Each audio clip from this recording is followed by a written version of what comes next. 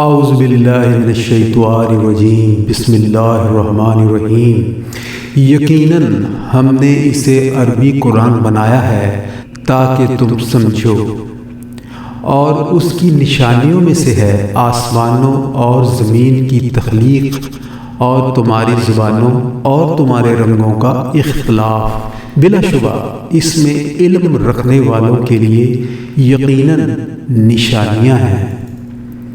ہم نے یہ قرآن آپ پر اس لیے نازل نہیں کیا کہ آپ مشقت میں پڑ جائیں، اور اسی طرح ہم نے اسے قرآن عربی بنا کر نازل کیا ہے، اور اس میں ہم نے ہر حکم سے طرح طرح کے کچھ وعیدیں بیان کی ہیں، شاید کہ لوگ ڈر جائیں، یا وہ قرآن ان کے لیے کوئی نصیحت پیدا کر دے۔ اور بلا شبہ یقیناً ہم نے قرآن کو نصیحت کے لیے آسان کر دیا ہے، تو کیا ہے کوئی نصیحت قبول کرنے والا؟ اور ہم نے ہر رسول اس کی قوم کی زبان ہی میں بھیجا تاکہ وہ ان کے لیے کھول کر بیان کر دے، پھر اللہ تعالیٰ جسے چاہتا ہے گمراہ کر دیتا ہے اور جسے چاہتا ہے ہدایت بخش دیتا ہے، اور وہی سب پر غالب کمال حکمت والا ہے۔ پیارے بہنوں اور بھائیوں، اللہ تعالیٰ ہمیں ہر آیت میں سمجھا رہا ہے کہ سمجھو سمجھو سمجھو، اس کتاب کو سمجھ کر پڑھو، اور ایک ہم ہیں اس کو سمجھتے ہی نہیں ہیں، اس قرآن کو سمجھ کر پڑھتے ہی نہیں ہیں۔ بہنوں اور بھائیوں، دنیا میں جتنی بھی زبانیں ہیں سب اللہ تعالیٰ کا علم ہے جو اس نے عطا کیا ہے، اس لیے آپ کو جو بھی زبان آتی ہے عربی کے ساتھ ساتھ اپنی زبان میں اس کا ترجمہ پڑھیے۔ مسلم شریف کی حدیث ہے، کسی نے حضرت عائشہ رضی اللہ عنہا سے پوچھا کہ آپ صلی اللہ علیہ وسلم کے معاملات کیسے؟ تو حضرت عائشہ رضی اللہ عنہا نے جواب دیا کہ کیا آپ قرآن نہیں پڑھتے؟ اس نے کہا ہاں۔ تو بہنوں اور بھائیوں، آپ صلی اللہ علیہ وسلم کے معاملات جیسے قرآن بیان کرتا ہے ویسے ہی تھے، تو پھر ہمارے معاملات قرآن جیسے کیسے ہوں گے جب ہم قرآن کو سمجھیں گے ہی نہیں؟ ہم کیسے حضور پاک صلی اللہ علیہ وسلم کے نقش قدم پر چلیں گے؟ اللہ تعالیٰ فرماتا ہے کہ قرآن شفا ہے، رحمت ہے، حکمت ہے، فرقان ہے، نصیحت ہے، خوشخبری ہے، ڈرانے والا ہے، دل کا سکون ہے۔ قرآن میں خوشخبری ہے، کیا پتہ چلے گا کہ کس بات کی خوشخبری ہے؟ یہ ڈرانے والا ہے، اگر نہیں سمجھ کر پڑھیں گے تو کیا پتہ چلے گا کہ کس چیز سے ڈرانے والا ہے؟ یہ دل کا سکون ہے، اگر نہیں سمجھیں گے تو دل کا سکون کیسے حاصل کریں گے؟ ہم نے تو ایک حرف پہ ایک نیکی حاصل کرنے کے علاوہ اس کو اور کچھ نہیں سمجھا۔ 1 روپے سے 100 روپیہ بنانے کے لیے ہم ملک در ملک بھڑکتے پھر رہے ہیں، لیکن قرآن کو سمجھ کر پڑھنے اور اس پر عمل کرنے سے ہم کو کیا انعام ملے گا اس کی کوئی فکر نہیں۔ ہماری نیکیاں کتنے گنا بڑھ جائیں گی کسی کو علم بھی نہیں اور سوچا بھی نہیں۔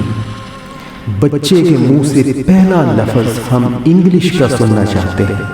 نوجوانوں میں آئلٹس کی دوڑ لگی ہوئی ہے، لیکن قرآن میں علم کے کیا کیا خزانے ہیں اس سے ہم ناواقف ہیں۔ یاد رکھو، دنیا کا علم حاصل کرتے کرتے چاہے ستاروں تک پہنچ جاؤ، لیکن قرآن کے علم کے بغیر ہمارا ہر علم ادھورا ہے اور ادھورا ہی رہے گا۔ جس نے قرآن کو نہیں سمجھا اس نے دنیا تو کیا اپنے آپ کو بھی نہیں سمجھا۔ وہ اندھیرے میں آیا تھا اور اندھیرے ہی میں چلا جائے گا۔ آپ صلی اللہ علیہ وسلم نے فرمایا، جس کے دل میں قرآن کا کچھ بھی حصہ نہ ہو وہ ایک ویران گھر کی طرح ہے۔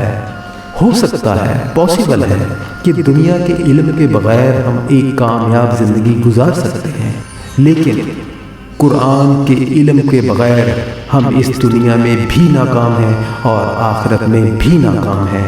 ہم بغیر سمجھے کوئی مووی نہیں دیکھتے، ہم بغیر سمجھے کوئی دنیا کی خبر نہیں سنتے، تو ہم بغیر سمجھے وہ کتاب کیوں پڑھتے ہیں کہ جس کے ایک ایک سوال کا جواب کل ہم کو دینا ہے؟ جب ہم آج اس کتاب کو سمجھ کر نہیں پڑھیں گے تو کل قیامت کے روز ہمارا گونگے بہروں جیسا حال ہو جائے گا، تو پھر ہمیں کون بچائے گا؟ یہی قرآن حضور پاک صلی اللہ علیہ وسلم نے قرآن پر عمل نہ کرنے کو علم کا اٹھ جانا بتایا، جبکہ ہم اس کو روز پڑھتے ہیں۔ آپ صلی اللہ علیہ وسلم نے فرمایا کہ ایک دن ایسا آئے گا جب اسلام ایک نام بن جائے گا اور قرآن ایک رسم بن جائے گا، اور آج وہی ہو گیا ہے، اور کچھ نہیں، مسجدیں بھری ہوں گی مگر رہنمائی سے خالی ہوں گی، اسکالر شیطان بن جائیں گے۔